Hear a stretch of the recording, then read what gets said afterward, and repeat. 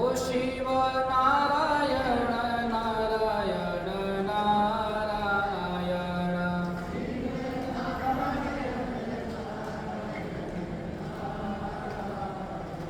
श्रीमन्नारायण नारायण नारायण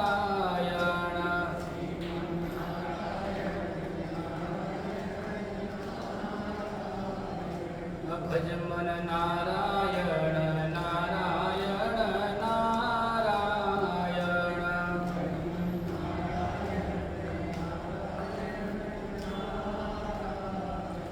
श्रीमन नारायण नारायण नारायण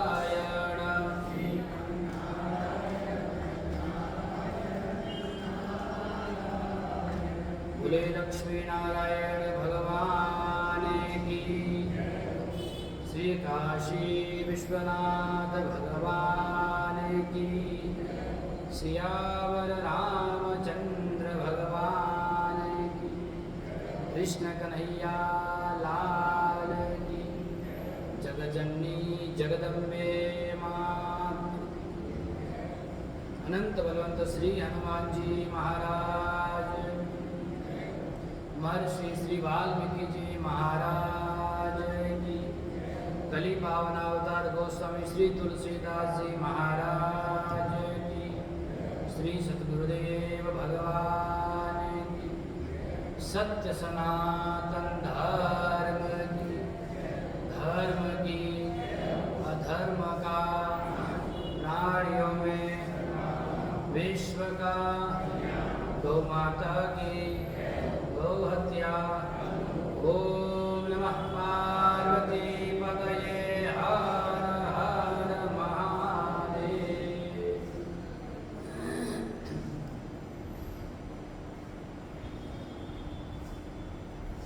भक्तवांछाकल्पतरु अकारण करुणा करुणालय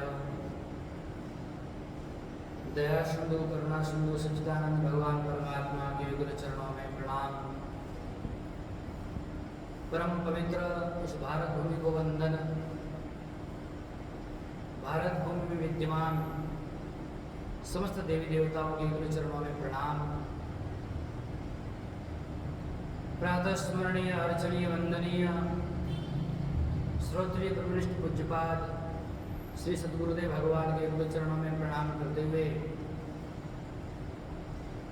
राजस्थान की पावन धरा में अवस्थित परम धार्मिक नगर ब्यावर के मध्य परम पवित्र श्री गीता भवन के अधिष्ठात्री देवता राधा कृष्ण भगवान के चरण सन्निधि में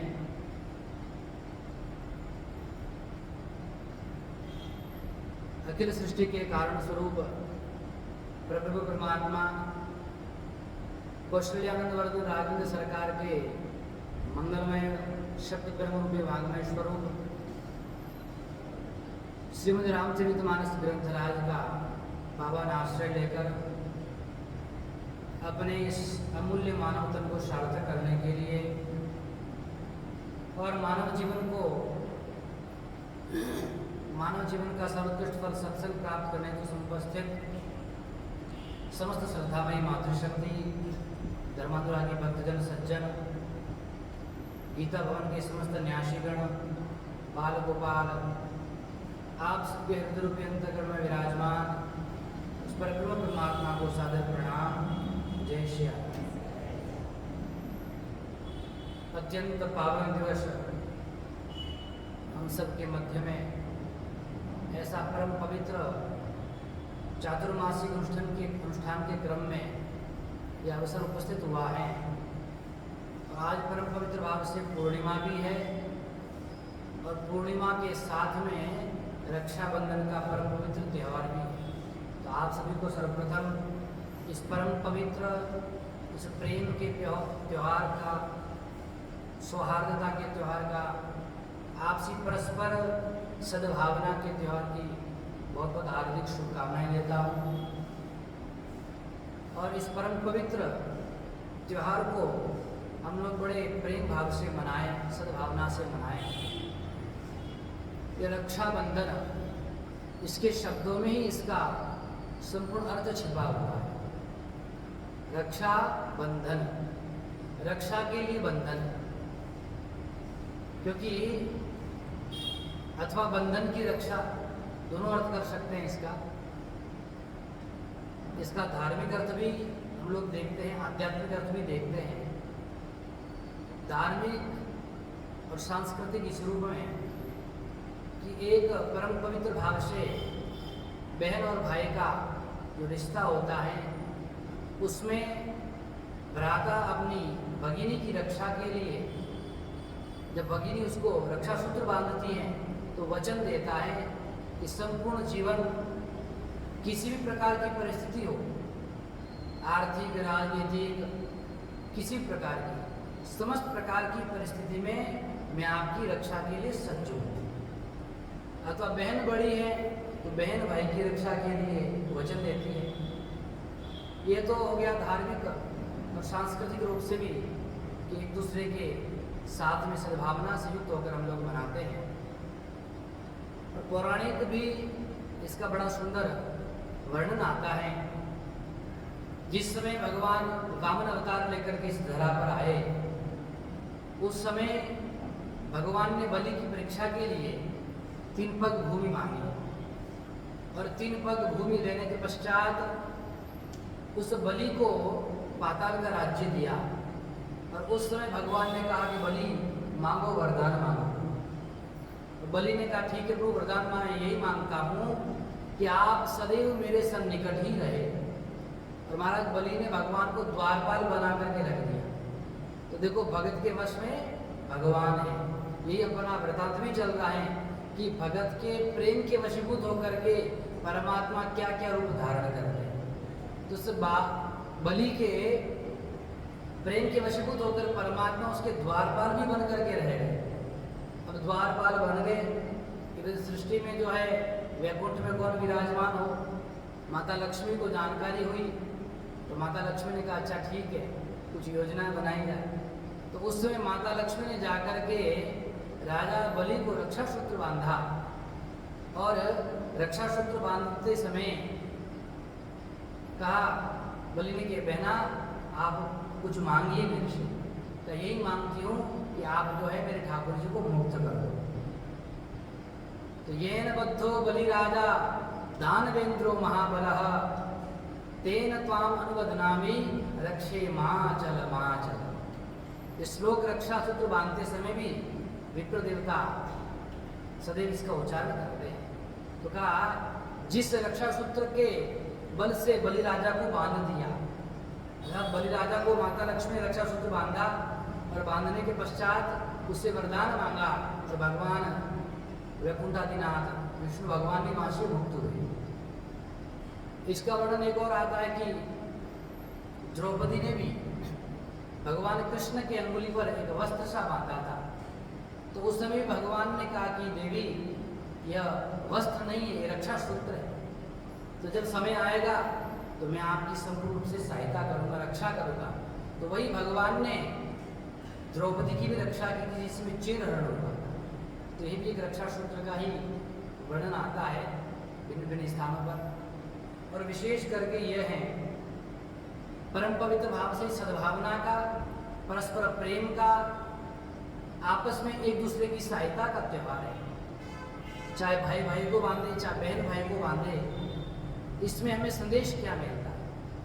इससे यह संदेश मिलता है कि समाज में हम आपस में मिलकर के रह करके एक दूसरे की सदैव सहायता करें। और यही उपनिषद वाक्य कहता है, सहना भवतु सहनो भुनक्तु सह वीर्यं करवावहै तेजस्विनावधीतमस्तु मा विद्विषावहै। उपनिषद भी इसी भाव में हमें यही संदेश देता है कि हम सब साथ मिलकर के रहें, साथ एक साथ बढ़े, एक साथ में वृद्धि को प्राप्त हो, सबकी रक्षा करें, किसी के प्रति द्वेष भाव न हो। ये परम पवित्र संदेश हमें यह त्योहार प्रदान करता है। और इसका यदि हम आध्यात्मिक दृष्टिकोण लें तो कहा परमपिता परमात्मा के चरणों में रक्षा के रूप में सूत्र को बांधे अथवा भगवान के हाथ में बांधे। तो जो संसार रूपी बंधन है, जिस बंधन में हम लोग क्या है, पुनरपि जन्मम पुनरपि मरणम, इस बंधन से हम लोग बंधे हुए हैं। तो हे परमपिता परमात्मा, आप हमारी इस बंधन से रक्षा करना। तो यह आध्यात्मिक दृष्टिकोण भी हम लोग लेकर के चले तो निश्चित रूप से परम पवित्र त्यौहार हमारा सफल होगा, सार्थक होगा। इसी भाव में हम लोग आगे विचार करते हैं। आज परम पवित्र भाव से अपने श्रद्धेय बलदुआ जी और जुगल किशोर जी, स्वरूप जी, कुमार जी, इन सबके साथ में पूर्णिमा के पावन अवसर पर परम पवित्र भाव से गौमाता की सेवा भी हो रही है। बहुत सुंदर गौशाला बनी हुई है। तो वहाँ भी इसमें मुझे भी सौभाग्य हुआ कि गौमाता का दर्शन इनके माध्यम से प्राप्त हुआ और बड़ी निष्ठा से लोग सेवा कर रहे हैं। परमपिता परमात्मा से ही प्रार्थना करता हूँ कि आप इसी प्रकार अनवरत निस्वार्थ भाव से सामर्थ्यवान होकर के गौमाता की सेवा में लगे रहे, क्योंकि गौमाता की सेवा करने से साक्षात ठाकुर जी प्रसन्न होते हैं। क्यों? क्योंकि गौमाता ठाकुर जी की भी आराध्या है। हम सबके आराध्य ठाकुर जी हैं और ठाकुर जी की आराध्या कौन है? गौमाता है। इसलिए गौमाता की सेवा करने से क्या होता है? ठाकुर जी भी प्रसन्न होते हैं और प्रसन्न होकर के हम सबको आशीर्वाद देते हैं, सामर्थ्यवान बनाते हैं। इसी भाव में हम लोग भगवान की उस दिव्य कथा का रसास्वादन कर रहे थे, श्रवण कर रहे थे। कल माता पार्वती ने जिस भाव से प्रश्न किया कि हे प्रभु, आप मुझे बताइए यह परमपिता परमात्मा का स्वरूप क्या है। तो भगवान शिव स्वरूप का वर्णन करते हुए बता रहे थे कि यही परमपिता परमात्मा है। इस परमात्मा के वशीभूत संपूर्ण संसार है। जो संसार प्रकाशमान दिख रहा है, ये उस परमपिता परमात्मा के प्रकाश से ही प्रकाशित होता है। जगत प्रकाश्य और प्रकाशक रामू, अर्थात भगवान परमात्मा क्या है? प्रकाशक हैं। इसी को बताते हुए कह रहे हैं, हे देवी, भगवान के विषय में कोई जान नहीं सकता है और भगवान का ऐसा स्वरूप है कि स्वरूप को बताना भी बड़ा कठिन है। इसलिए ये तो साक्षात ठाकुर जी ही कृपा करते हैं। उस कारण से उनकी कृपा के माध्यम से उनके स्वरूप को हम जान सकते हैं, अन्यथा उनके स्वरूप का बोध होना बड़ा कठिन है। परमात्मा का स्वरूप कैसा है? परमात्मा के स्वरूप को बताया उन्होंने। बिनु पद चरण सुनई बिनु गाना, जय सिया राम, जय जय सिया कर बिनु करम करई विधि नाना, जय सिया राम, जय आनंद रहित सकल रस भोगी, जय सिया राम, जय बिनु मानी भक्ता बड़ जोगी, जय सिया राम, जय तन बिनु परस नयन बिनु देखा, जय सिया राम, आग्रही खान बिनु भास अशेषा, जय सिया अशेष भाति अलौकिक करनी, जय सिया राम, जय महिमा जासु जाई नहीं बरनी, जय सिया राम, जय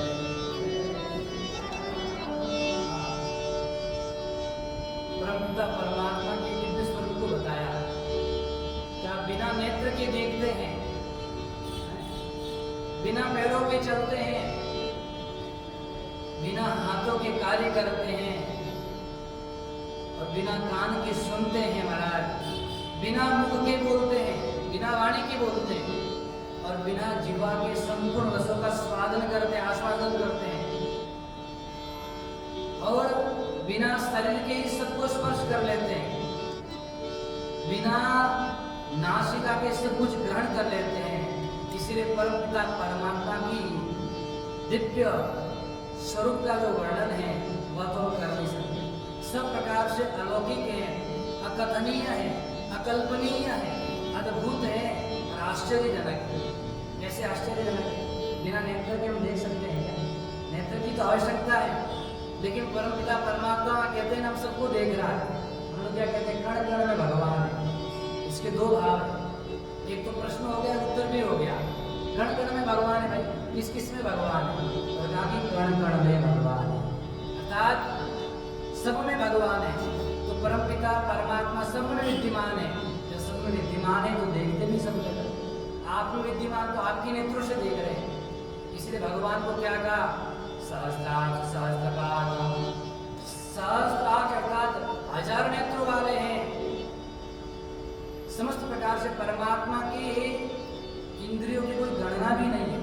और कहा कि बिना नेत्र के देखते हैं। तो ऐसे परमपिता परमात्मा का स्वरूप का वर्णन कैसे करेंगे?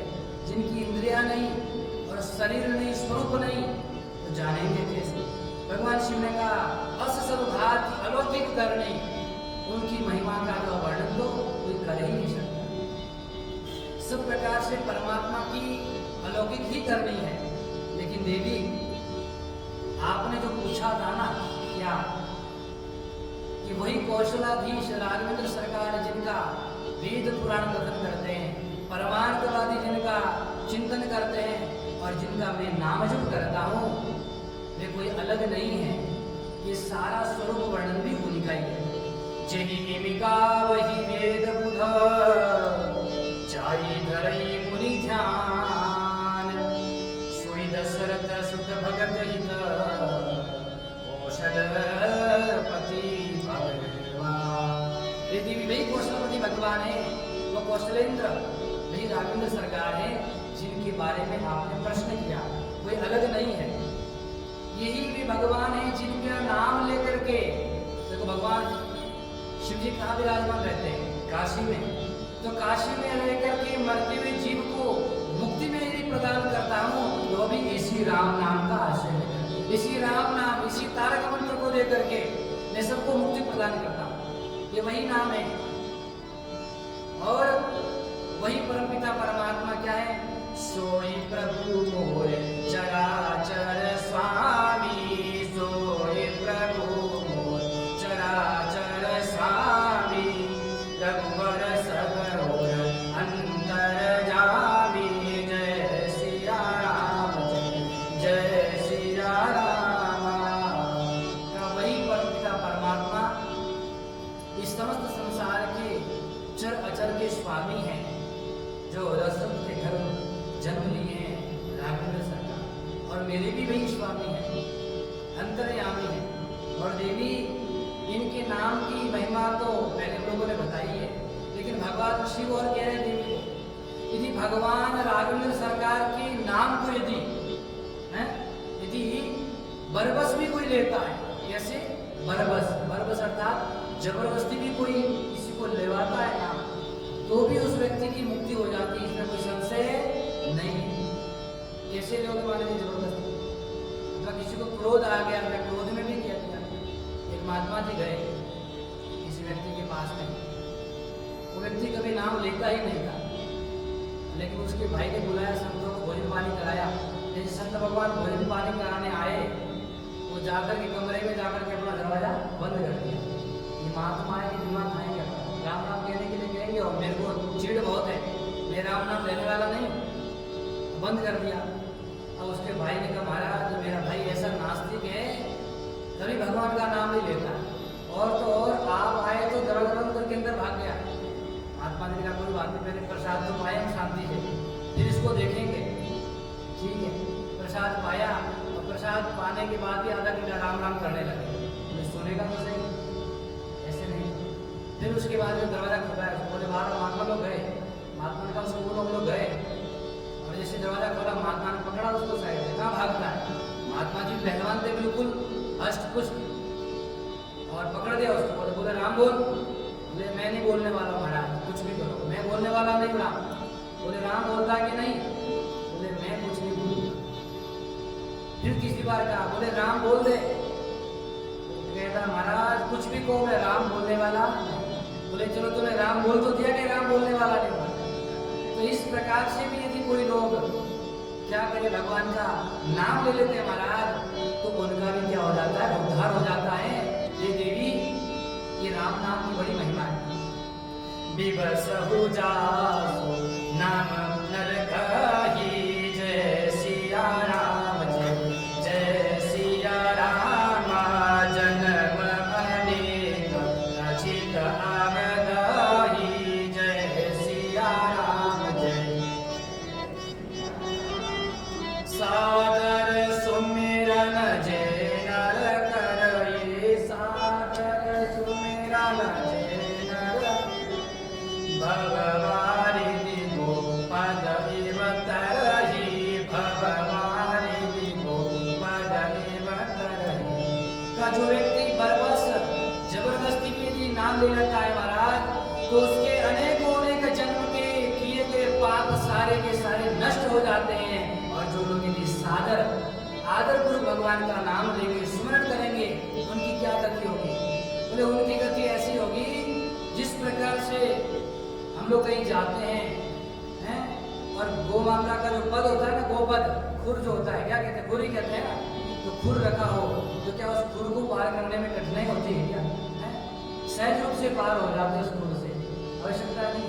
उसी प्रकार जो भव सिंधु हैं, ये संसार सागर हैं, वे लोग जो प्रेम से भगवान का नाम स्मरण करते हैं, इस संसार सागर को गोपद के समान सहज रूप से क्या कर जाते हैं, पार कर जाते हैं। यही राम नाम की महिमा है।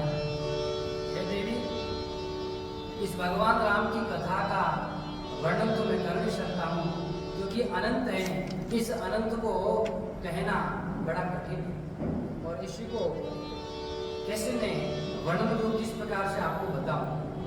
जब भगवान ने दिव्य प्रकार से बताया कि भगवान का स्वरूप कैसा है, उसके स्वरूप का वर्णन नहीं कर सकते। नेत्र नहीं है, नेत्र के बिना देख रहे हैं, कान के बिना सुन रहे हैं, हाथों के बिना काम कर रहे हैं, बिना पैरों के चल रहे हैं, बिना नासिका के सुन रहे हैं, बिना वाणी के बोल रहे हैं, बिना जीवा के रसपान कर रहे हैं, सब प्रकार से। तब जब स्वरूप को बताया तो माता पार्वती का जो भ्रम था वह समय से क्या हो गया, दूर हो गया। सुनी शिव के भ्रम भंजन बचना, मिटी दे सब उतर के रचना, जय सिया राम जय जय सिया राम, जय सिया राम जय जय सिया राम। समस्त प्रकार के जैसे भगवान शिव की वाणी को सुना, वचनामृत को सुना, कथामृत को सुना, तो जितना भ्रम था और जो कल्पनाएं थी माता पार्वती के मन में, भिन्न भिन्न प्रकार की सारी कल्पनाएं क्या हो गई, नष्ट हो गई, और भ्रम दूर हो गया। जैसे भ्रम दूर हो जाता महाराज, क्या होता है, भगवान के चरणों में प्रेम होता है। जब तक भ्रम रहेगा प्रेम नहीं होता है। जैसी कथा सुनोगे आप प्रतिदिन, तो धीरे धीरे धीरे धीरे आपका जो संसार में विद्यमान भ्रम है परमात्मा के प्रति, संतों के प्रति, वो दूर हो जाएगा। जब कोई बीच में पर्दा नहीं रहेगा, महाराज साक्षात दर्शन होगा, तो वही क्या हो जाएगा, परमात्मा से प्रेम। इसीलिए प्रारंभ में कहा था कि प्रेम के वशीभूत, प्रेम से ही परमात्मा क्या होते हैं, प्रकट होते हैं। अब कथा सुनी माता पार्वती ने, कथा सुनने के बाद भ्रम दूर हुआ, और भ्रम दूर होने के बाद रघुवर जी के चरणों में प्रीति हो गई, प्रेम हो गया। अब प्रेम होने के बाद में पुनः माता पार्वती ने वही कहा कि प्रभु मैंने जो आपसे कहा था, क्या कहा था, कि राघवेंद्र सरकार जिस समय दंडकारण्य में आए थे उस समय मुझे भ्रम हुआ था। माता पार्वती को भ्रम हुआ था नर रूप देख करके। तो माता पार्वती वही कह रही है कि परमात्मा सब कुछ संकल्प से कर सकते हैं, तो ये बताइए कि भगवान ने नर रूप क्यों ग्रहण किया। हे प्रभु आप मुझे ये बताइए कि भगवान ने नर रूप ग्रहण क्यों किया। तब भगवान कहते देवी, उसी दिव्य कथा को मैं आपको श्रवण कराता हूँ, और आप ध्यान से सुनिए। जो कथा श्रवण कराने जा रहा हूँ, एक बार की बात है, उस समय श्री काकभूषुंडी जी के पास में कौन आए थे, गरुड़ जी आए थे, और गरुड़ जी को भी भ्रम हो गया था कि ये वही परमात्मा है। जब राघवेंद्र सरकार युद्ध के लिए गए थे और मेघनाथ के बाण के नागपाश में बंध गए थे, तो गरुड़ जी को बुलाया, और गरुड़ जी ने नागपाश बंधन को मुक्त किया। जाकर के भगवान ने कहा भेजा, काकभूषुंड जी के पास भेजा, जाओ कथा सुनो। तो भगवान शिव माता पार्वती को कथा सुनाने के इनकी काकभूषुंड जी और गरुड़ जी की। और देखो थोड़ा इसका समझो, हम लोग कथा श्रवण कर रहे हैं, और कथा श्रवण कर रहे हैं कौन कौन श्रोता कौन कौन वक्ता है। सर्वप्रथम तो मानस तुलसीदास जी महाराज ने इसको लिखा है, उसके बाद में याज्ञवल्क्य ऋषि भरद्वाज जी को सुना रहे हैं, क्योंकि भरद्वाज जी को संशय हो गया। और भरद्वाज जी का संशय निवारण करने के लिए याज्ञवल्क्य जी ने भगवान शिव के चरित्र को सुनाया, और शिव चरित्र को सुनाने के बाद माता पार्वती का जो संशय हुआ है, उस संशय को दूर करने के लिए क्या कर रहे हैं, भगवान शिव काकभूषुंड जी और गरुड़ जी का जो वृत्तांत वर्णन है उसको श्रवण करा रहे हैं। तो महाराज कथा के 4 वक्ता हैं और 4 श्रोता। एक ही कथा आगे बढ़ती जाती है, एक एक वक्ता जो है आगे बढ़ाता है संशय दूर करने के लिए, अगली अगली कथा सुनाता रहता है।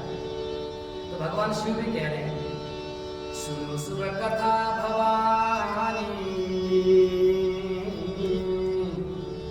रामचरित मानस विमल, काकभूषुंडी बखानी सुना वियगनायक। मैं आपको वो कथा सुनाता हूँ जिसमें श्री काकभूषुंड जी महाराज वक्ता हैं और गरुड़ जी समस्त पक्षियों के जो राजा हैं, वे क्या श्रोता है, उनकी कथा सुनी। एक बार की बात है, अब उस कथा को सुनेंगे, उस कथा के माध्यम से मैं आपको क्या करूँगा, जितने भ्रम हैं सारे भ्रमों को दूर करूँगा। अब आपने एक बात और पूछी थी कि भगवान का जो जन्म होता है वह क्यों होता है, राघवेंद्र सरकार का जब नर रूप में अवतार हुआ वह कैसे हुआ, और नर रूप की जो सारी लीला है उसको भी मैं आपको दिव्य प्रकार से बताऊँ। पहली बात तो ये गिरिजा, भगवान की कथा तो बुद्धि से परे, लेकिन जितनी मेरी बुद्धि जितनी मेरी मति है, जितना वेद पुराण उपनिषद संत महापुरुष कहते हैं उनके अनुसार मैंने जो श्रवण किया है उसको मैं आपको क्या कर रहा हूँ, कथा सुना रहा हूँ। पहले सुनिए। सुन गिरिजा चरित सुहाए, जय सिया राम जय सिया राम, विपुल विशद मागम गाए, जय सिया राम जय सिया राम। देवी भगवान के अवतार के अनेक हेतु हैं, एक कारण नहीं है। परमात्मा ने उस धरती पर अवतार लिए हैं उसके कारण अनेक है। कोई व्यक्ति इस प्रकार से नहीं कह सकता है कि इसी कारण से भगवान ने अवतार लिया है, लेकिन उन कारणों में से मैं आपको कुछ विशेष 5 कारण बताऊंगा कि परमात्मा ने अवतार क्यों लिया है। हरि अवतार ये तुझे ही होई, इदम इत्थम गई जाई न सोई। परमात्मा के अवतार का जो हेतु है, जैसे हम लोग यहाँ आए हैं, है ना, तो हेतु है, कारण है। क्या कारण है? कथा सुनने आए, एक ही कारण है ना, और भगवान के दर्शन करते हैं। तो इस प्रकार से का परमात्मा जो अवतार लिए है ना, उसका निश्चित रूप से इदम इत्थम अर्थात यही कारण है, इस प्रकार से भगवान ने अवतार लिया, ये नहीं कहा जा सकता। तो उसके कारण क्या? अनेक कारण है। तो अनेक कारणों में से भगवान शिव माता पार्वती को कह रहे हैं, आपको मैं 5 कारण बताने जा रहा हूँ, उन्हीं 5 कारणों को आप सुनिए। एक एक प्रकार से माता पार्वती को भगवान शिव कारण बताएंगे।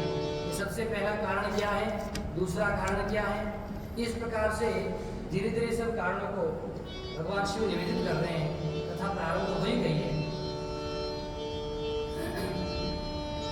सबसे पहला कारण बताया, जब जब हो धर्म की हानि, जब जब हो धर्म की हानि, बाढ़ई असुर अधम अभिमानी, बाढ़ई असुर अधम अभिमानी, जय सिया राम जय जय।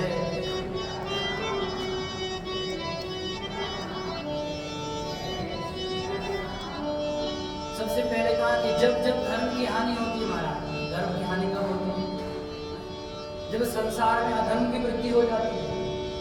श्रीमद् भगवद गीता में कहा, यदा यदा हि धर्मस्य ग्लानिर्भवति भारत अभ्युत्थानमधर्मस्य आत्मानं सृजाम्यहम्।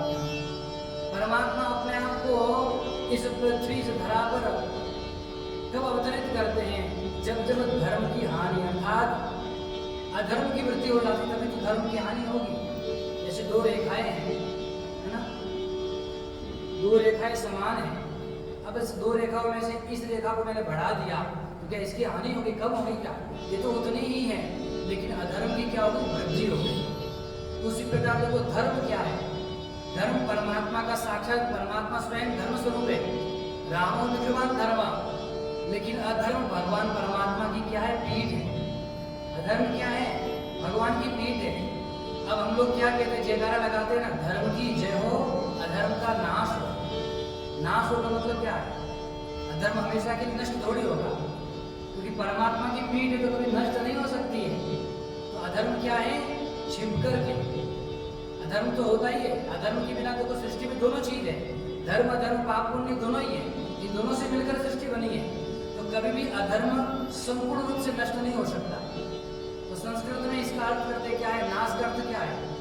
णस अदर्शने, धातु है णस अदर्शने, अर्थात उसका अदर्शन हो जाता है। जो अब वर्तमान समय में अधर्म प्राचुर मात्रा में सबके सामने होता हुआ दिख रहा है, तो पहले क्या होता था? बहुत कम मात्रा में छुप करके होता था। अब क्या है? सबके सामने आ गया। तो सामने होने से क्या? अधर्म की अतिवृद्धि हो गई है, क्योंकि अधर्म होता आया हमेशा से, लेकिन क्या है? छुप करके होता है। आपने देखा है जितने भी युग हुए, चारों युगों में देखो कभी ऐसा हुआ कि धर्म नहीं था। सब युगों में राक्षस थे, अत्याचारी थे, दुराचारी थे, पापी थे, अधमी थे, दुष्कृत्य करने वाले लोग थे।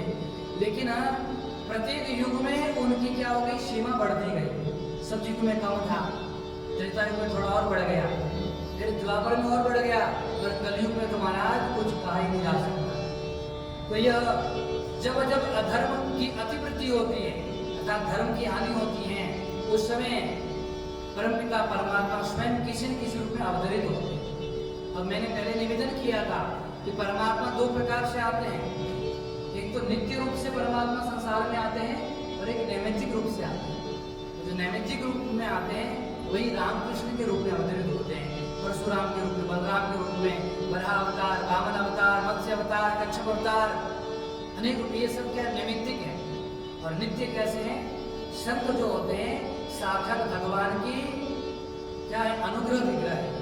संत भगवान के अनुग्रह विग्रह है, जो भगवान का नित्य अवतार है। संतों के रूप में परमात्मा नित्य इस धरा पर रहते हैं और संपूर्ण संसार में जीवों का क्या करते हैं? मार्गदर्शन करते हैं, उनका उद्धार करते हैं। तो हे देवी, जब जब धर्म की हानि होती है तब तब परमात्मा इस धरा पर आते हैं और इसकी क्या करते हैं? रक्षा करते हैं। इसी के साथ में अनिति बढ़ती है, उसका भी जो है नाश करते हैं। और भगवान आकर के तीन कारण से आते हैं। वैसे 5 मुख्य कारण बताएंगे, लेकिन विशेष किन किन के लिए आते हैं? विप्रधेनु सुरसंतहित जिन मनुष्य अवतार। विप्र अर्थात देवता, ब्राह्मण देवता, है ना। और विप्रधेनु अर्थात गोमाता, और सुर संतहित जो देवता है, देवता के लिए और संतों के लिए। अच्छा, आप कहेंगे महाराज इनके लिए क्यों आते हैं? हमारे लिए भगवान नहीं आते हैं क्या? तो आप भी संत हो ना। संत कौन है? जो परमात्मा के मार्ग में चलेगा वही तो संत है ना। जरूरी नहीं कि महाराज हमने वस्त्र पहन लिया तो संत हो गए। संत के जिसमें लक्षण है वही संत है। और भगवान परमात्मा ने ये नहीं कहा कि जो विरक्त होगा वही संत होगा। सदग्रस्त भी बड़े बड़े संत हुए महाराज, इसलिए संत कोई भी बन सकता है। जिसने परमपिता परमात्मा की शरणागति को प्राप्त कर लिया है, जिसने अपने जीवन को परोपकार में बना लिया है, जिसने अपने जीवन में सद्भावना, सत्य, अहिंसा, दया, इन सब का पालन प्रारंभ कर दिया है, वही तो संत है। वेशभूषा तो सत्य थोड़ी होते। इस प्रकार की वेशभूषा तो रावण ने भी धारण की थी, कालने में भी आया था कि नहीं आया था? बताओ। तो हनुमान जी महाराज ने भी पहले उनको समझा कि संत है महाराज, लेकिन बाद में पता चला कि संत के लक्षण। तो कालने में हनुमान जी महाराज से गुरु दक्षिणा मांगी। हनुमान जी ने कहा पहले स्नान ध्यान कर लेना, फिर दक्षिणा देंगे, गुरु दक्षिणा बढ़िया से। फिर हनुमान जी महाराज को पता चला कि जो काल नेमी है, तो तो बढ़िया से गुरु दक्षिणा दे दी। बोले ऐसे कैसे गुरु दक्षिणा दे रहे हो गुरुदेव को, संतों को ऐसा नहीं देते। हनुमान जी ने कहा हमारी रीति ऐसे ही है, हम ऐसे ही गुरु दक्षिणा देते हैं। तो महाराज संत के लिए, भक्तों के लिए, ब्राह्मणों के लिए, गोमाता के लिए जब इनकी रक्षा होगी तो सारे समाज का अपना पालन हो रहा है। कैसे? यदि ब्राह्मण सदाचारी होंगे, ब्राह्मण की रक्षा होगी, यदि ब्राह्मण अपने कृत्य का, अपने धर्म का दिव्य प्रकार से पालन करेंगे तो समस्त समाज का भी तो क्या होगा, उद्धार होगा।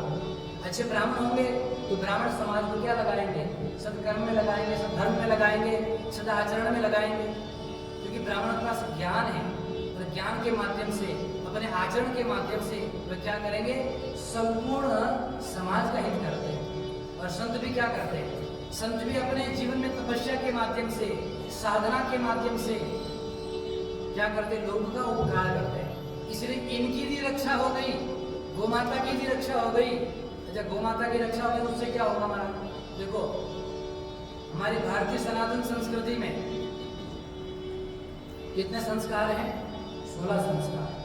तो उन 16 संस्कारों में प्रत्येक संस्कार में ब्राह्मण की आवश्यकता, बिना ब्राह्मण के कोई संस्कार होने वाला नहीं है। तो हमारी संस्कृति बचेगी कैसे? ये ब्राह्मण विद्वान होगा, ब्राह्मणों की रक्षा होगी। अब यदि हम भगवान की पूजा करने जाए तो प्रत्येक पूजा में हमें गोमाता के गव्य पदार्थों की आवश्यकता होती है। भगवान का अभिषेक करोगे तो गव्य की आवश्यकता होगी, घी, दूध, दही की आवश्यकता होगी कि नहीं? तो उसके बिना भगवान का अभिषेक पूर्ण नहीं होता है। तो जब गोमाता की रक्षा होगी, ब्राह्मणों की रक्षा होगी और संतों की रक्षा होगी तो इनकी रक्षा से संपूर्ण पृथ्वी की भी रक्षा हो जाएगी। इसलिए इन्हीं के लिए परमात्मा क्या आते हैं, अवतार बार बार धारण करते हैं। इसलिए देवी, अब ये तो हमने बता दिया, क्योंकि परमात्मा जनहित के लिए क्या करते हैं, अपना ये स्वरूप धारण करते हैं और स्वरूप धारण करके समस्त जगत का कल्याण करते हैं। लेकिन सुनो, पहला कारण सुनो, 5 कारण बताएंगे। पहला कारण सुनो, एक समय की बात है, सनक सनकादिक ऋषि कहाँ जा रहे थे, भगवान के दर्शन के लिए जा रहे थे। लेकिन उसके पूर्व की कथा सुनो, क्यों गए दर्शन के लिए? वैसे तो भगवान का भजन करते रहते हैं, अंतःकरण में दर्शन करते हैं। तो एक बार माता लक्ष्मी भगवान की चरण सेवा कर रही थी। तो देखो भगवान कितने कोमल है। माता लक्ष्मी जब भगवान की चरण सेवा करती है ना, तो अपने हाथों से सेवा नहीं करती है। माता लक्ष्मी स्वयं क्या है, कमल से उत्पन्न है, कमल के समान स्वयं कोमल है। तो कमल कितना कोमल होता है, और जो कमल से उत्पन्न होगी वो कितनी कोमल होगी बताओ, कितनी सुकोमलता होगी। और इतनी सुकोमलता से युक्त माता लक्ष्मी जब भगवान की चरण सेवा करती हैं, उस समय डरती है कि मेरे हाथों से भगवान के कहीं पैरों पर चिन्ह न लग जाए, भगवान को कहीं कष्ट न हो जाए। तो सोचो भगवान कितने कोमल है। तो भगवान के चरणों के हाथ नहीं लगाती है, अपने हाथों की छाया से भगवान की चरण सेवा करती महाराज। तो वही माता लक्ष्मी भगवान विष्णु से एक प्रश्न करती है, प्रभु आपका शरीर इतना सुकोमल है, इतना सुकोमल है कि मैं हाथ भी नहीं लगाती, डरती हूँ। लेकिन आप ये बताइए, इतने बड़े बड़े बलवान, महाबलशाली, महादुष्टों का आप संहार कैसे करते हैं? उनकी गदा का संहार जब होता है, युद्ध होता है तो युद्ध तो लगती है ना, तो आप कैसे उनका सामना करते हैं, इतना कठोर कैसे बन जाते हैं? तो ये बताने के लिए भगवान ने लीला की। अच्छा देव बताता हूँ, ठीक है। तो भगवान ने जो 2 द्वारपाल हैं, कौन है? जय विजय, क्या नाम है? भगवान के 2 द्वारपाल हैं, दोनों को बुलाया, इधर आओ। उनका कि सेवा का क्या धर्म होता है? का प्रभु सेवा का धर्म होता है कि स्वामी जो आज्ञा करे उसका पालन करना। तो ठीक है, पालन करोगे? बोले प्रभु आप आज्ञा करिए, आपकी आज्ञा में सदैव तत्पर है। बोले प्राण दे देंगे हम लोग। का प्राण नहीं देना है। सुनो, ऐसा करो, तुम्हारे पास गदा, उसको उठा ले। अब इस गदा से दोनों, जितना तुम्हारे में शक्ति है, जितना सामर्थ्य है, उतने बल से मेरे पर प्रहार करो। क्या प्रहार करो? डर गए, कांप गए, प्रभु ये कैसी आज्ञा दे रहे आप? हम आपको प्रहार करेंगे, ऐसे सेवक मरना पसंद करेंगे, लेकिन इस प्रकार का कृत्य कभी नहीं कर सकते हम। भगवान ने कहा तुम सेवक हो कि नहीं हो?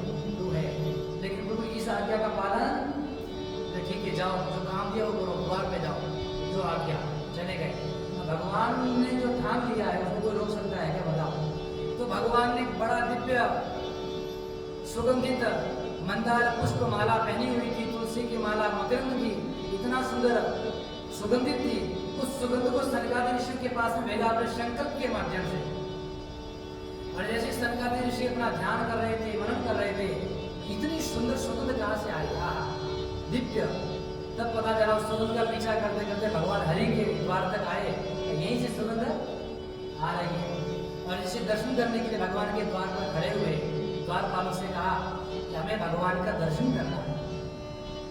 द्वारपालों ने मना किया, नहीं भगवान विश्राम में। एक बार मना किया, बोले देखो हमें भगवान का दर्शन करने जाने दो। दूसरी बार मना कर दिया, और तीसरी बार 3 बार मना कर दिया, बोले हम नहीं जाने देंगे, भगवान विश्राम में है अभी। और जैसे तीसरी बार मना किया महाराज, सनक सनकादिक ऋषियों ने क्या किया, उनको श्राप दे दिया।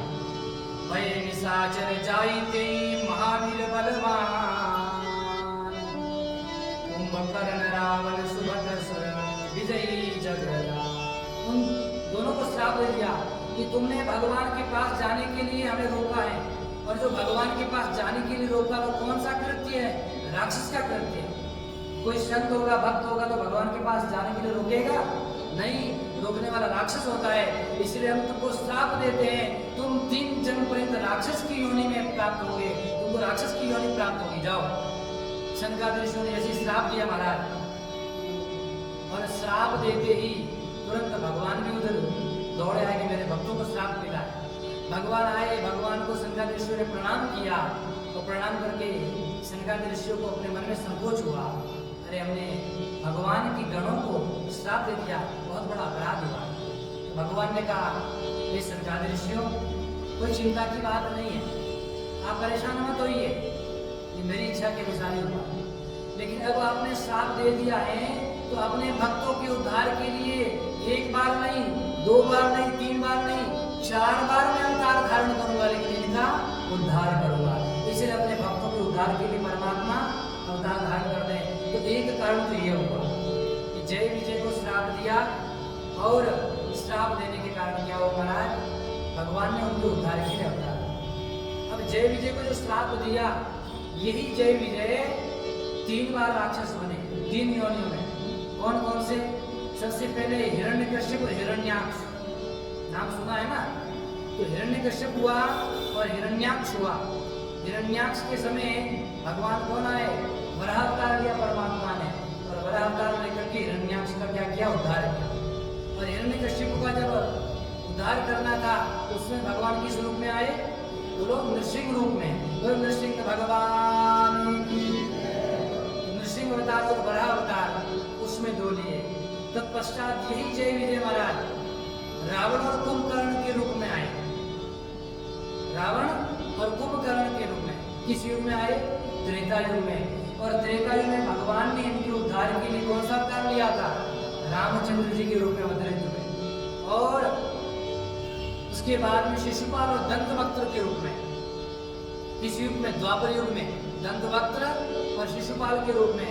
और इनके उद्धार के लिए भगवान ने कृष्ण अवतार धारण किया। तो अपने भक्तों के उद्धार के लिए परमात्मा ने 4 बार जो है परमात्मा ने क्या अवतार लिया। 4 स्वरूप आ गए ना, नृसिंह भगवान, वराह अवतार, श्री रामचंद्र जी और कृष्ण अवतार। इस प्रकार से ये पहला कारण हुआ भगवान के अवतार का। इस प्रकार 4 कारण और है।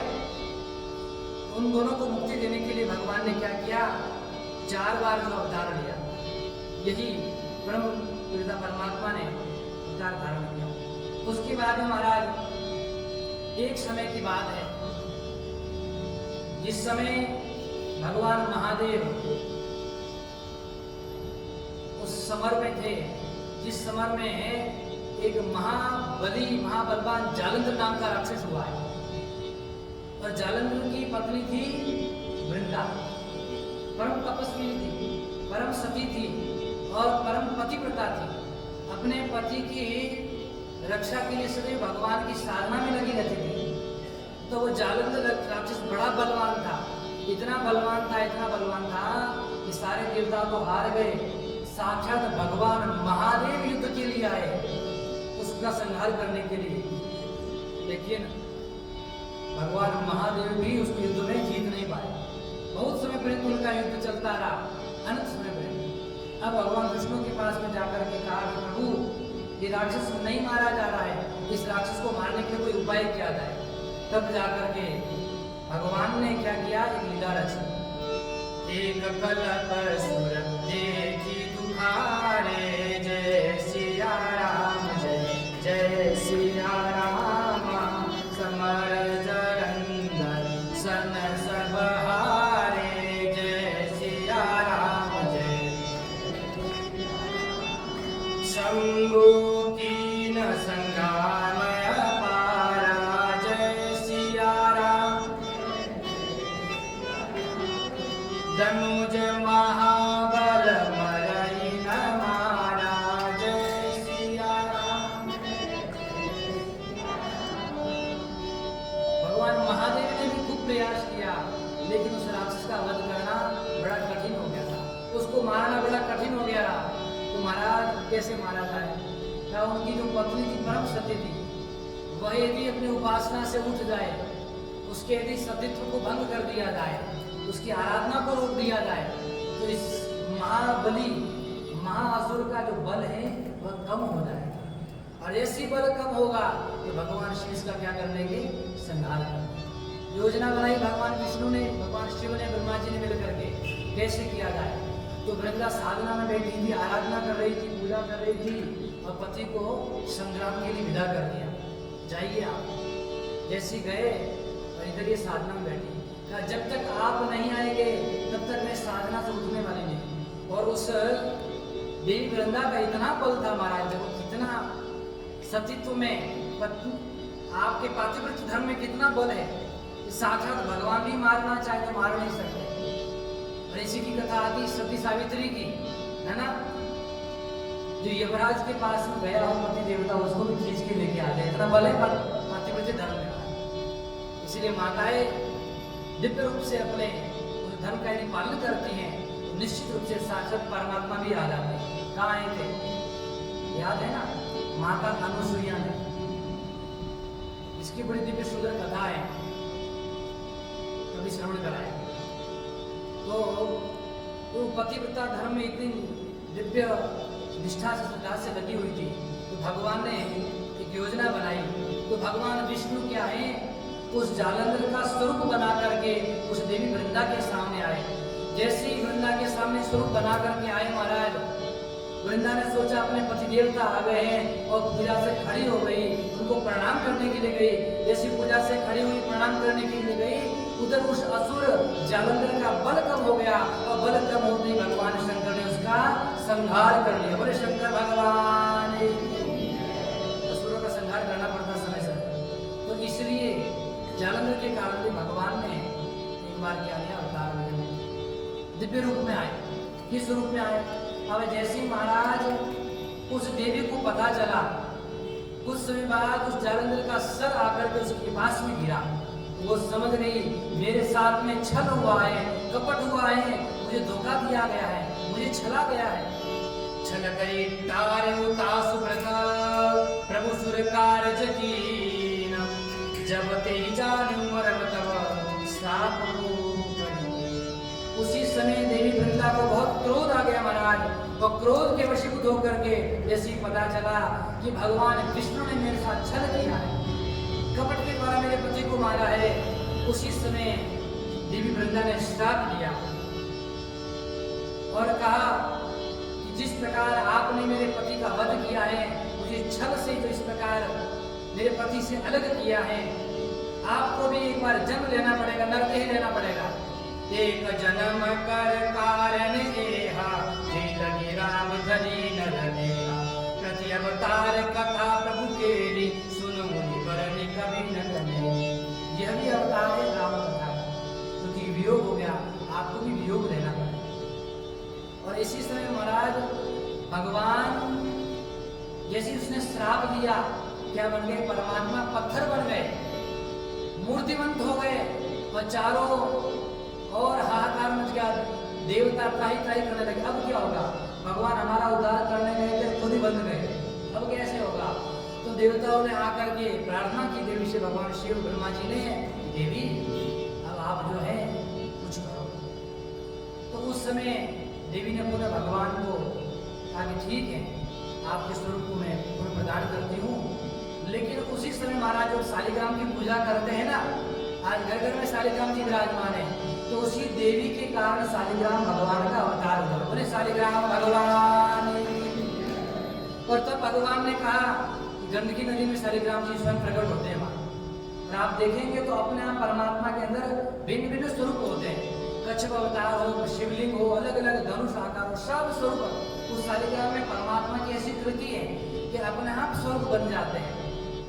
तो शालिग्राम भगवान उसमें प्रकट हुए, तो भगवान ने कहा कि अब से मेरा एक स्वरूप शालिग्राम के रूप में भी होगा, और देवी तुम वृंदा के रूप में, पौधे के रूप में होंगे। और तब से हम क्या करते हैं, तुलसी देवी का विवाह किसके का साथ, भगवान शालिग्राम जी के साथ में विवाह करते हैं, तुलसी जयंती भी मनाते हैं। तो यह भी एक वृंदा के कारण भी भगवान शालिग्राम के रूप में है। देखो भक्तों के लिए भगवान क्या क्या नहीं करते, स्वयं उस रूप में आ गए, तो इस दिव्य रूप को धारण किया। और यह कारण भी है राम अवतार का कि आपको भी वियोग प्राप्त होगा जिस प्रकार से मुझे प्राप्त हुआ है। ये क्या हो गया, ये दूसरा कारण हो गया। और तीसरा कारण सुनिए महाराज, तीसरा कारण बताया कि जिस समय नारद जी महाराज ने एक बार श्राप दिया। किसने दिया, नारद जी महाराज। अब देखो ये कथा बड़ी दिव्य है, इस कथा को श्रवण करो आनंद से। जैसे ही भगवान शिव ने कहा, नारद श्राप दीन एक महाराज, सिया राम जय, जीवन कल्प एक तिल अवतारा, जय सिया राम जय। गिरिजा चकित भई सुनवानी, जय सिया राम जय। नारद विष्णु भगत पुनि ज्ञानी, जय सिया राम। माता पार्वती चकित हो गई। जैसे भगवान शंकर ने कहा कि देवी तीसरा कारण सुनिए, महामुनि देवर्षि नारद ने भगवान को एक बार श्राप दिया। जैसे सुना नारद जी ने श्राप दिया तो चकित हो गई। हाँ, नारद जी ने श्राप क्यों दिया महाराज, क्यों? क्योंकि माता जी के मन में विचार आया, एक तो नारद जी महाराज तो भगवान विष्णु के परम भक्त हैं, और भक्त के साथ में दूसरे ज्ञानी भी है। तो जो भक्त हो, ज्ञानी हो, वो श्राप क्यों देगा, अर्थात बिना कारण कोई श्राप देने वाला नहीं है। यहाँ पर अभी विचार का विषय है कि माता पार्वती नारद जी को दोष नहीं देगी। क्या इसमें क्या कारण है बताइए प्रभु। कारण कवन श्राप मुनि दीना, अपराध रमापति कीना। देखो यहाँ पर माता पार्वती ने नारद जी को नहीं कहा कि नारद जी से गलती हुई है, यह नहीं कहा, परंतु कहा अपराध रमापति कीना। बोले शायद रमापति ने कोई अपराध किया होगा, इसलिए नारद जी ने श्राप दिया। अब यहाँ पर ये भी कह सकते हैं कि नारद जी की क्या गलती है, क्यों नहीं कहा। बड़ी सुंदर बात है यहाँ पर, क्योंकि माता पार्वती के गुरु कौन है बताओ, नारद जी। कौन गुरु है, हाँ, तो अपने गुरु में कभी भी दोष नहीं देखना चाहिए। अपने गुरु के प्रति ऐसी निष्ठा होनी चाहिए महाराज कि चाहे भगवान साक्षात सामने आ जाए, कहने लग जाए तुम्हारे गुरु ने ये अपराध किया है, तो भी स्वीकार नहीं करना चाहिए। ऐसी श्रद्धा निष्ठा जिस शिष्य में होती है वह साक्षात भगवान को प्राप्त कर लेता है। तो माता पार्वती से पुनः शिक्षा मिली कि साक्षात भगवान शंकर कह रहे कि नारद जी ने श्राप दिया, तो भगवान शंकर ने ये नहीं कहा कि विष्णु भगवान का अपराध है कि नारद जी का अपराध है, तो पहले ही माता ने कह दिया कि शायद रमापति ने कोई अपराध किया होगा, उस अपराध के कारण मेरे गुरुदेव ने उन्हें श्राप दिया है। तो क्या अपराध किया वो बताइए। तो भगवान शिव ने कहा देवी आप सुनिए, इसकी भी दिव्य कथा है कि उस समय नारद जी महाराज अपना भजन करते हुए जा रहे थे, श्रीमन नारायण नारायण संकीर्तन करते रहते, उनका काम ही यही है। उन्होंने एक बार श्राप दिया। श्राप क्यों दिया उन्होंने, वो भी सुनो। हिमगिरी गुहा एक अति पावनी, जय सिया राम जय। समीप सुर सरी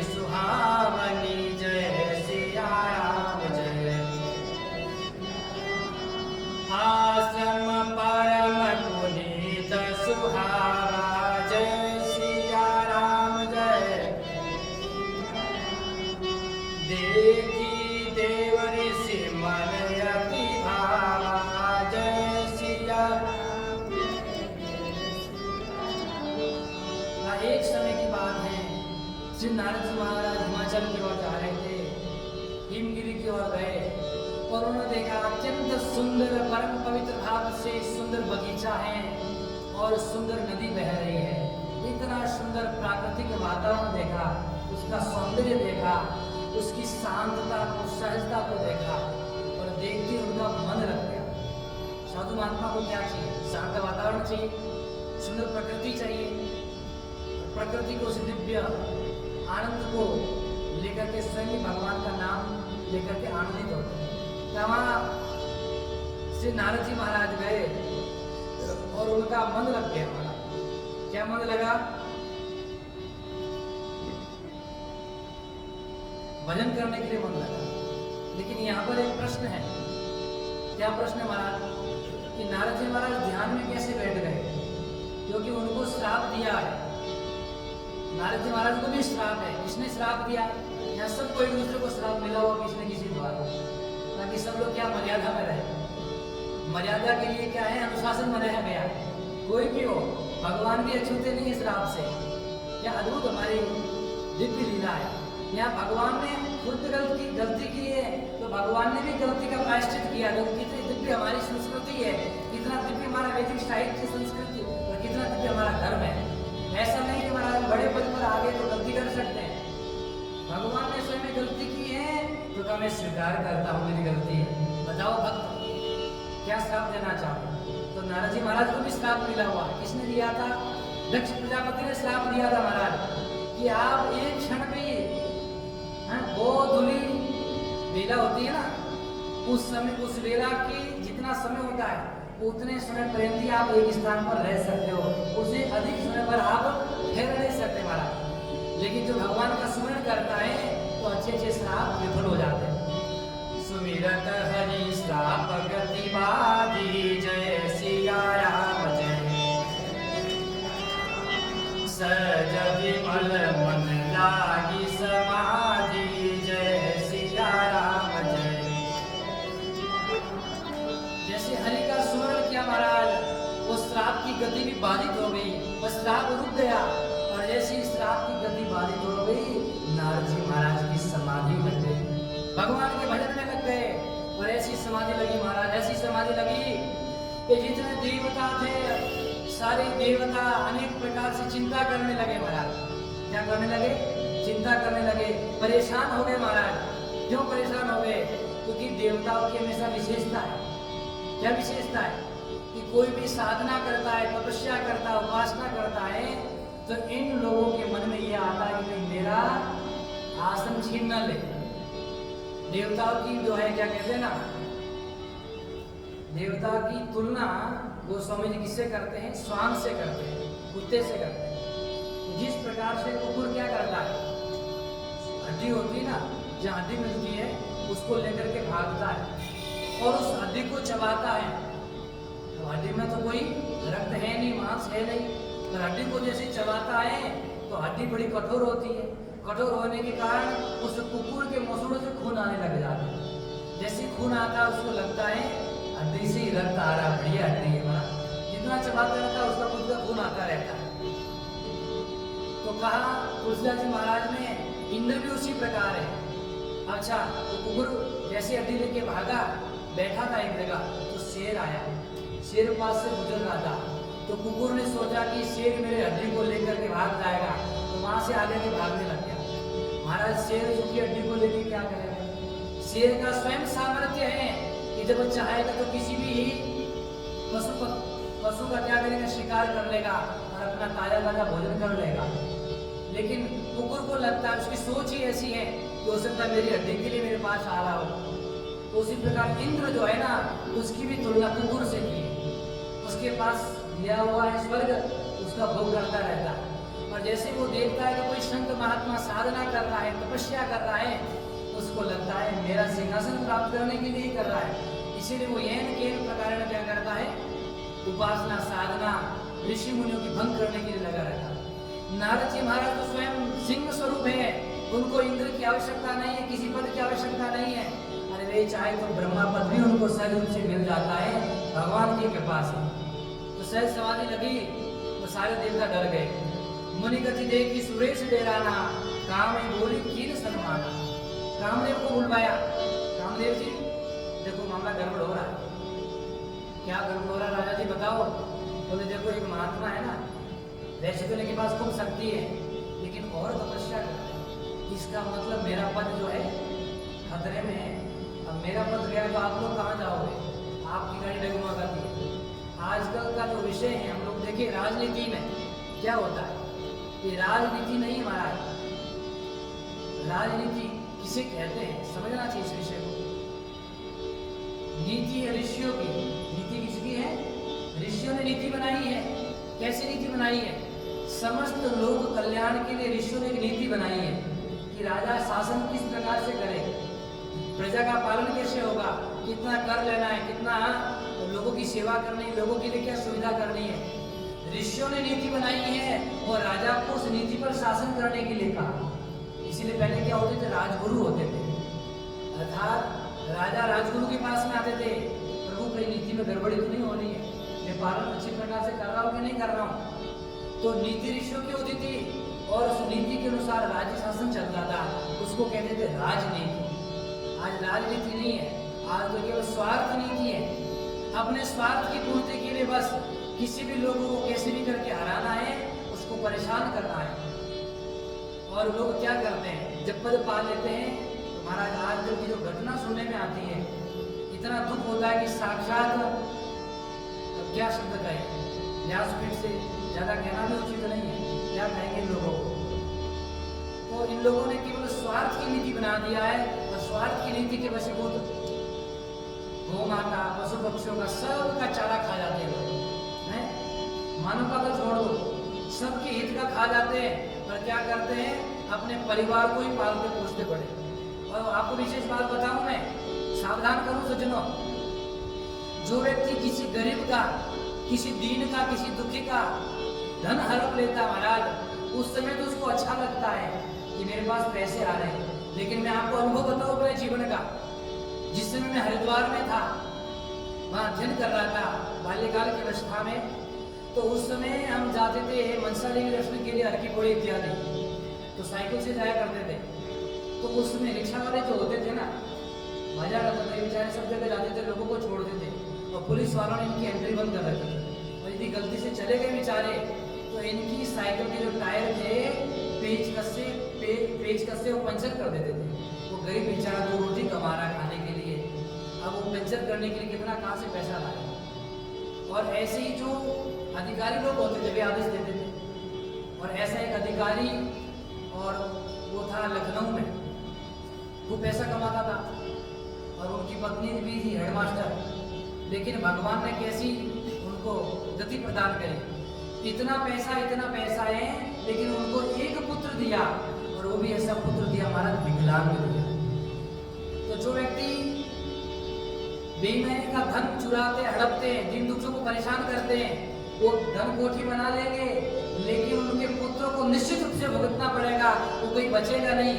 आपने खूब धन कमा लिया है तो वो धन का जो सदुपयोग होने वाला नहीं है। आपके घर में या तो विकलांग होगा या सारा का सारा पैसा आपके रोग में चला जाएगा। धन की 3 ही गति है, दान, क्षय, एक तो दान कर दो महाराज, दूसरा क्या होगा, आप सदुपयोग कर लो, अपने ऊपर लगा लो, और तीसरा क्या होगा, नाश होगा। बड़ी बड़ी कोठियां बनाई हुई सेठों ने, घर में एक ही पुत्र है, वो पुत्र छोड़ के चला गया, सब नाश हो गया। इसीलिए कमाओ, कोई कमाने का मना नहीं, लेकिन अपने सामर्थ्य अनुसार, अपने इच्छा अनुसार गौ माता की सेवा है, दीन दुखियों की सेवा है, समाज हित में जहाँ लगाना है, इसका सदुपयोग करोगे तो आपका जीवन सफल हो जाएगा। खूब पैसा कमा करके शादी भी खूब अच्छे से करो, कोई बात नहीं है, लेकिन इन दोनों में अंतर बता देता हूँ मैं आपको। आपके समय में कितने लोगों ने धन शादी में लगाया होगा ना, और एक से एक बढ़कर के खूब करोड़ों पैसे खर्च किए होंगे। आज मान लो किसी ने करोड़ों पैसे खर्च किए हैं तो उसको आप याद कर रहे हैं, और कल के दिन उससे ज्यादा कोई अरबों पैसे खर्च करेगा तो उसको याद करोगे। पहले वाले को भूल जाओगे कि नहीं भूल जाओगे, बड़ा सेठ हो। लेकिन जिन महापुरुषों ने जिन हमारे पूर्वजों ने, आचार्यों ने ये परम पवित्र भवन बनाया है, उनको हम आज भी याद करते हैं। इसलिए धर्म आपकी समस्त प्रकार से उन्नति करता है, रक्षा करता है, यश कीर्ति बढ़ाता है आपके संसार में। जब तक ये भवन रहेगा तब तक उन लोगों को याद किया जाएगा। इसलिए वहाँ अधिक पैसा लगाने की बजाय समाज हित में लगाना चाहिए। तो स्वार्थ नीति हो गई है।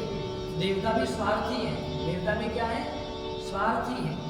तो स्वार्थियों ने सोचा हमारा सिंहासन क्या है, खतरे में है, तो कामदेव को भेजा नारद जी महाराज की समाधि को भंग करने के लिए।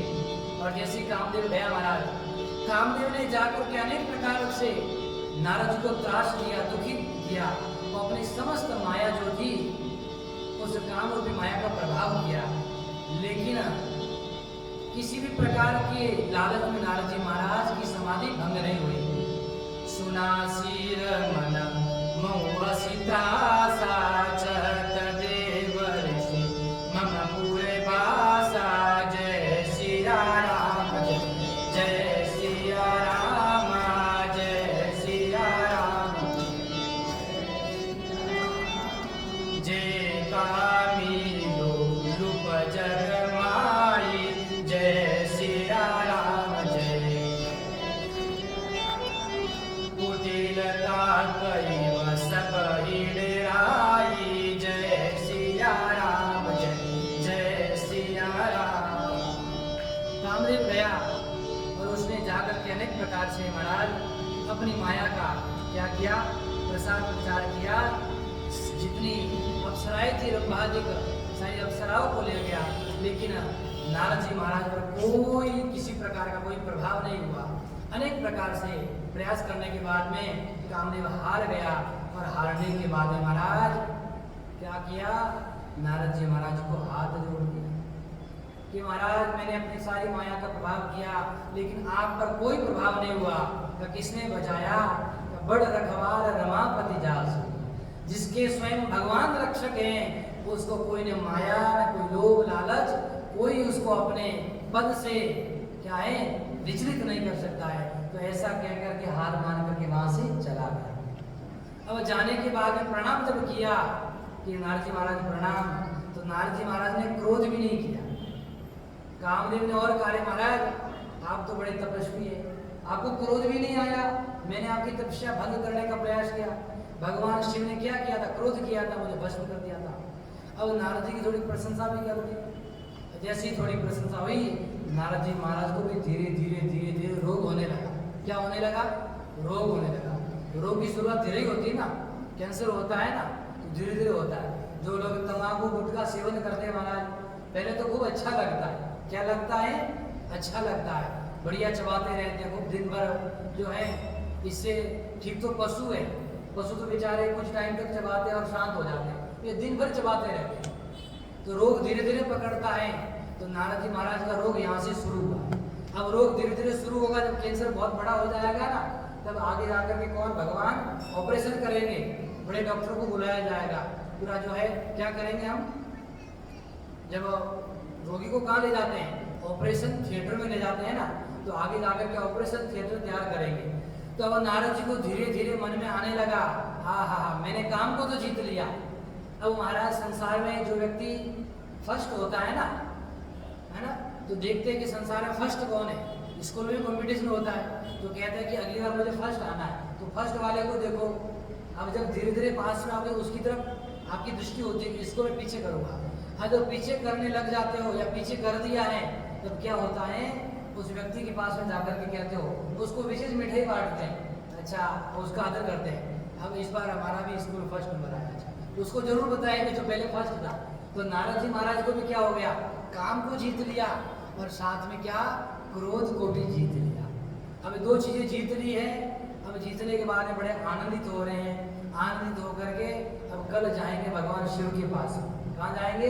भगवान शिव के पास में जाएंगे, और भगवान शिव के पास में जाकर के क्या चर्चा करेंगे? ये चर्चा हम कल करेंगे, ठीक है? तो आज भगवान की कथा को यही विराम, और कल पुनः हम लोग आगे चर्चा करेंगे। पूरे सच्चिदानंद भगवान श्री काशी विश्वनाथ भगवान की, कृष्ण कन्हैया लाल की। सियावर रामचंद्र भगवान की। जगजननी जगदम्बे मात की। अनंत बलवंत श्री हनुमान जी महाराज की। महर्षि श्री वाल्मीकि जी महाराज की। कली पावन अवतार गोस्वामी श्री तुलसीदास जी महाराज की। सद्गुरुदेव भगवान की। सत्य सनातन धर्म